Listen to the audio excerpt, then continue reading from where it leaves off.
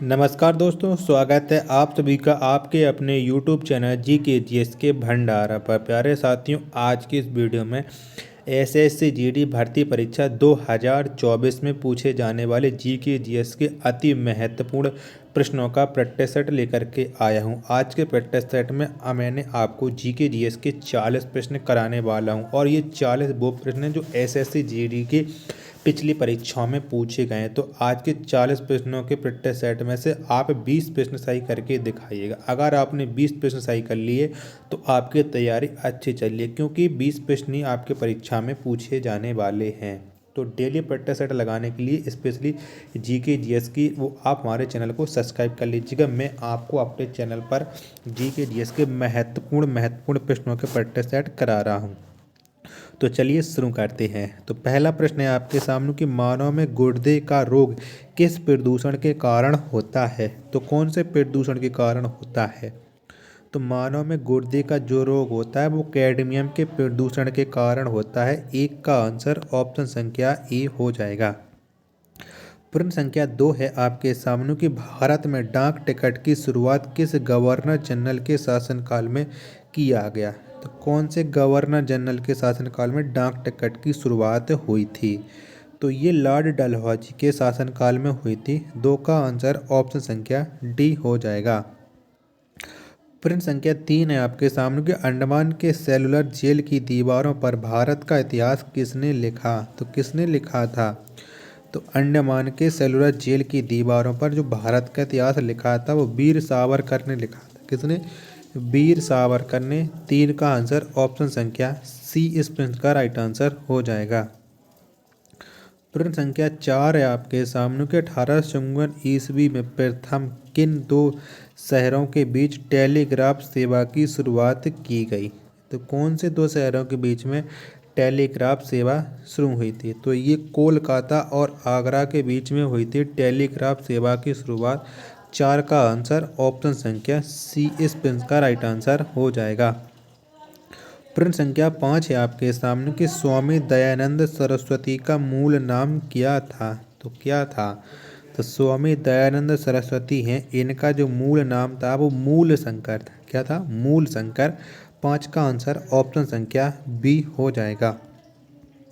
प्रश्न संख्या 6 है आपके सामने कि निम्न में से कौन एक सुल्तान सुलेखन में निपुण था। तो कौन सा सुल्तान था जो सुलेखन में निपुण था। तो ये निपुण था मोहम्मद बिन तुगलक। कौन सा था। मोहम्मद बिन तुगलक। 6 का जो आंसर होगा वो ऑप्शन संख्या डी हो जाएगा। प्रश्न संख्या 7 है आपके सामने कि भारतीय संविधान का निर्माण किस योजना के आधार पर की गई। तो कौन सी योजना के आधार पर हुआ था भारतीय संविधान का निर्माण, ये आपको बताना है। तो ये जो हुआ था ये कैबिनेट मिशन योजना के आधार पर हुआ था। जो 7 का जो राइट आंसर है वो ऑप्शन संख्या सी हो जाएगा। प्रश्न संख्या 8 है आपके सामने कि पंडित भीमसेन जोशी का संबंध किस क्षेत्र से है। तो कौन से क्षेत्र से है पंडित भीमसेन जोशी का संबंध। तो इनका जो संबंध है वो शास्त्रीय संगीत से है। किससे है। शास्त्रीय संगीत से। 8 का आंसर ऑप्शन संख्या सी हो जाएगा। प्रश्न संख्या 9 है आपके सामने कि संवहनीय वर्षा किस क्षेत्र में होती है। तो कौन से क्षेत्र में होती है संवहनीय वर्षा। तो ये होती है विषुवतीय क्षेत्र में।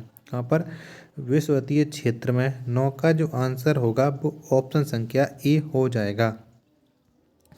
प्रश्न संख्या 10 है आपके सामने कि मोहिनी अट्टम नृत्य भारत के किस राज्य में प्रचलित है। यानी कौन से राज्य का ये नृत्य है मोहिनी अट्टम। तो मोहिनी अट्टम ये आंध्र प्रदेश का नृत्य है। किसका है। आंध्र प्रदेश का केरल का है मोहिनी अट्टम। माफी चाहता हूँ, ये केरल का नृत्य है मोहिनी अट्टम। 10 का आंसर ऑप्शन नंबर बी हो जाएगा। प्रश्न संख्या 11 है आपके सामने कि वाटरलू किस देश में स्थित है। तो कौन से देश में स्थित है वाटरलू। तो वाटरलू ये बेल्जियम में स्थित है। 11 का आंसर ऑप्शन संख्या सी हो जाएगा। प्रश्न संख्या 12 है आपके सामने कि धूप चश्मा में किसका प्रयोग किया जाता है। तो किसका प्रयोग होता है धूप के चश्मा में। तो इसमें होता है क्रुश कांच का। किसका? क्रुश कांच का प्रयोग होता है। 12 का आंसर ऑप्शन संख्या ई हो जाएगा। प्रश्न संख्या 13 है आपके सामने कि साहा परमाणु भौतिक संस्थान कहाँ पर स्थित है? तो कहाँ पर स्थित है साहा परमाणु भौतिक संस्थान? बताइएगा प्रश्न संख्या 13 का आंसर क्या हो जाएगा? तो ये कोलकाता में स्थित है। 13 का आंसर ऑप्शन नंबर डी। प्रश्न संख्या 14 है आपके सामने कि विश्व पर्यावरण दिवस कब मनाया जाता है? तो कब मनाया जाता है विश्व पर्यावरण दिवस? तो 5 जून को विश्व पर्यावरण दिवस मनाया जाता है। 14 का आंसर ऑप्शन संख्या बी हो जाएगा। प्रश्न संख्या 15 है आपके सामने कि लाख चित्रकला मधुबनी किस राज्य की लोकप्रिय कला है? तो ये कौन से राज्य की प्रसिद्ध कला है लाख चित्रकला मधुबनी? तो ये है बिहार राज्य की। 15 का आंसर ऑप्शन संख्या डी इस प्रश्न का राइट आंसर हो जाएगा। प्रश्न संख्या 16 है आपके सामने कि कलिंग पुरस्कार किस क्षेत्र में दिया जाता है? तो कौन से क्षेत्र में दिया जाता है कलिंग पुरस्कार? तो जो कलिंग पुरस्कार है और ये दिया जाता है विज्ञान के क्षेत्र में। तो 16 का जो आंसर होगा वो ऑप्शन नंबर डी इस प्रश्न का राइट आंसर हो जाएगा। प्रश्न संख्या 17 है आपके सामने कि बटरफ्लाई शब्द का प्रयोग किस खेल में किया जाता है? तो कौन से खेल में किया जाता है बटरफ्लाई शब्द का प्रयोग, ये आपको बताना है। तो बटरफ्लाई का जो प्रयोग है वो तैराकी में किया जाता है।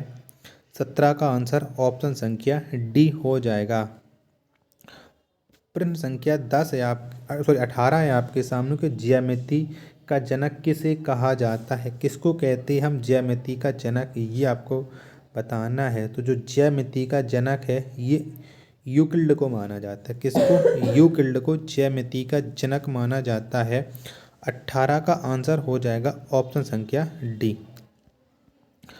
प्रश्न संख्या 19 है आपके सामने कि भारतीय विश्वविद्यालय की स्थापना सर्वप्रथम किस अंग्रेज गवर्नर के शासनकाल में किया गया? तो कौन से अंग्रेज गवर्नर जनरल के शासनकाल में भारतीय विश्वविद्यालय की स्थापना हुई थी? तो ये जो स्थापना हुई थी वो हुई थी लॉर्ड कैनिंग के शासनकाल में। किसके? लॉर्ड कैनिंग के शासनकाल में। तो 19 का जो आंसर है वो ऑप्शन संख्या डी हो जाएगा। प्रश्न संख्या 20 है आपके सामने कि आजीवक संप्रदाय की स्थापना किसने किया था? तो किसने की थी आजीवक संप्रदाय की स्थापना, ये आपको बताना है। तो ये स्थापना की थी मकली घोषाल ने। किसने? मकली घोषाल ने। 20 का आंसर ऑप्शन संख्या सी हो जाएगा। प्रश्न संख्या 21 है आपके सामने कि संसार का सबसे बड़ा द्वीप समूह कौन है? तो कौन सा है संसार का सबसे बड़ा द्वीप समूह? तो ये है इंडोनेशिया। कौन सा है? इंडोनेशिया है संसार का सबसे बड़ा द्वीप समूह। 21 का जो आंसर होगा वो ऑप्शन संख्या सी हो जाएगा। प्रश्न संख्या 22 है आपके सामने कि जन्म के बाद मानव के शरीर में किस ऊतक के कोशिका का विभाजन नहीं होता है? तो कौन सा नहीं होता है? तो जन्म के बाद मानव के शरीर में तंत्रिका ऊतक का विभाजन नहीं होता है। 22 का राइट आंसर ऑप्शन संख्या ई हो जाएगा। प्रश्न संख्या 23 है आपके सामने कि 7 वर्षीय युद्ध किन दो देशों के बीच हुआ था? तो कौन कौन से दो देशों के बीच ये 7 वर्षीय युद्ध लड़ा गया? तो ये जो हुआ था वो फ्रांस और इंग्लैंड, इन दो देशों के बीच में हुआ था। तो 23 का आंसर ऑप्शन संख्या डी इस प्रश्न का राइट आंसर हो जाएगा। प्रश्न संख्या 24 है आपके सामने कि मूर्ति देवी पुरस्कार किसके द्वारा प्रदान किया जाता है? तो कौन प्रदान करता है मूर्ति देवी पुरस्कार? तो इसे भारतीय ज्ञानपीठ समिति प्रदान करती है मूर्ति देवी पुरस्कार को। 24 का आंसर ऑप्शन संख्या ए हो जाएगा। प्रश्न संख्या 25 है आपके सामने कि क्रिकेट में बल्ले की अधिकतम ऊंचाई कितनी होती है? तो कितनी होती है? तो क्रिकेट में बल्ले की जो अधिकतम ऊंचाई होती है वो 38 इंच होती है। कितनी? 38 इंच। 25 का आंसर ऑप्शन संख्या डी इस प्रश्न का राइट आंसर हो जाएगा। प्रश्न संख्या 26 है आपके सामने कि पाचन क्रिया में सबसे बड़ी महत्वपूर्ण भूमिका कौन निभाती है? तो कौन निभाते हैं पाचन क्रिया में सबसे महत्वपूर्ण भूमिका? ऑप्शन आपके सामने बताइएगा। तो एंजाइम निभाते हैं सबसे महत्वपूर्ण भूमिका। 26 का आंसर ऑप्शन संख्या सी हो जाएगा। प्रश्न संख्या 27 से आपके सामने कि अंतर्राष्ट्रीय आपराधिक पुलिस संगठन यानी इंटरपोल का मुख्यालय कहाँ पर स्थित है? तो कहाँ पर है इंटरपोल का मुख्यालय? तो ये लियोन्स में है इंटरपोल का मुख्यालय। 27 का आंसर ऑप्शन नंबर डी हो जाएगा।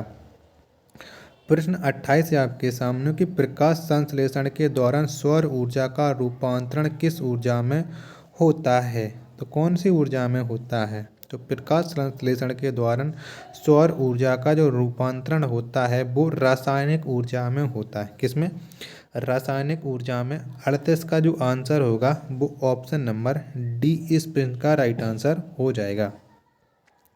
चलिएगा, तो प्रश्न संख्या 29 है आपके सामने कि भारतीय राष्ट्रगान की पूरी धुन को बजने में कितना समय लगता है? तो कितना समय लगता है? तो भारतीय राष्ट्रगान की पूरी धुन को बजने में 52 सेकंड का समय लगता है। 29 का आंसर ऑप्शन संख्या सी हो जाएगा। प्रश्न संख्या 30 है आपके सामने कि संसार का सबसे गहरा सागर कौन है? तो कौन सा है? तो संसार का सबसे गहरा सागर ये है प्रशांत सागर। कौन सा है? प्रशांत सागर। 30 का आंसर ऑप्शन संख्या सी हो जाएगा। प्रश्न 31 है आपके सामने कि दाब बढ़ने से बर्फ का गलनांक पर क्या प्रभाव पड़ेगा? तो क्या प्रभाव पड़ेगा? तो दाब बढ़ने से बर्फ का गलनांक घटता है। क्या घटता है? 31 का आंसर ऑप्शन नंबर बी हो जाएगा। प्रश्न 32 है आपके सामने कि मराठा शासक शिवाजी की मंत्रिपरिषद को किस नाम से जाना जाता था? तो किस नाम से जाना जाता था? तो शिवाजी की जो मंत्रिपरिषद होती थी उसे हम अष्टप्रधान के नाम से जानते थे। 32 का आंसर ऑप्शन संख्या ए हो जाएगा। प्रश्न 33 है आपके सामने कि स्वतंत्र भारत का प्रथम बहुउद्देशीय परियोजना कौन है? तो कौन सी है? तो स्वतंत्र भारत की प्रथम बहुउद्देशीय परियोजना जो है वो है दामोदर घाटी निगम परियोजना। 33 का आंसर ऑप्शन संख्या सी इस प्रश्न का राइट आंसर हो जाएगा। प्रश्न संख्या 34 है आपके सामने कि 2 रुपये और उससे अधिक मूल्य के रुपए को छापने का दायित्व किसके ऊपर है? तो किसके ऊपर है? यानी 1 रुपये को छोड़ करके। तो ये दायित्व है आरबीआई के पास। किसके? आरबीआई के पास। 34 का आंसर ऑप्शन संख्या डी हो जाएगा। प्रश्न संख्या 35 है आपके सामने कि इलेक्ट्रॉन सूक्ष्मदर्शी का आविष्कार किसने किया था? तो किसने किया था? तो इलेक्ट्रॉन सूक्ष्मदर्शी का जो आविष्कार किया था वो किया था नॉल एवं रुस्का ने। किसने? नॉल एवं रुस्का ने। 35 का जो आंसर होगा वो ऑप्शन संख्या सी हो जाएगा। प्रश्न संख्या 36 है आपके सामने कि गुरु केलुचरण महापात्र का संबंध किस नृत्य शैली से है? तो कौन सी नृत्य शैली से है? तो गुरु केलुचरण महापात्र का जो संबंध है वो उड़ीसी शैली से है। यानी 36 का आंसर ऑप्शन नंबर डी हो जाएगा। प्रश्न संख्या 37 है आपके सामने कि प्रायद्वीपीय भारत की सबसे लंबी नदी कौन है? तो कौन सी है? तो प्रायद्वीपीय भारत की जो सबसे लंबी नदी है वो है गोदावरी। 37 का आंसर ऑप्शन नंबर डी हो जाएगा। प्रश्न 38 है आपके सामने कि भारत का नेपोलियन किसे कहा जाता है? तो किसे कहते हैं हम भारत का नेपोलियन? तो समुद्रगुप्त को हम भारत का नेपोलियन कहते हैं। 38 का आंसर हो जाएगा ऑप्शन संख्या डी। तो साथियों, अगर आपको ये प्रैक्टिस सेट पसंद आया हो तो वीडियो को लाइक, कमेंट, चैनल को सब्सक्राइब करना ना भूलें। मिलते हैं अपन नेक्स्ट वीडियो में, तब तक के लिए धन्यवाद। जय हिंद।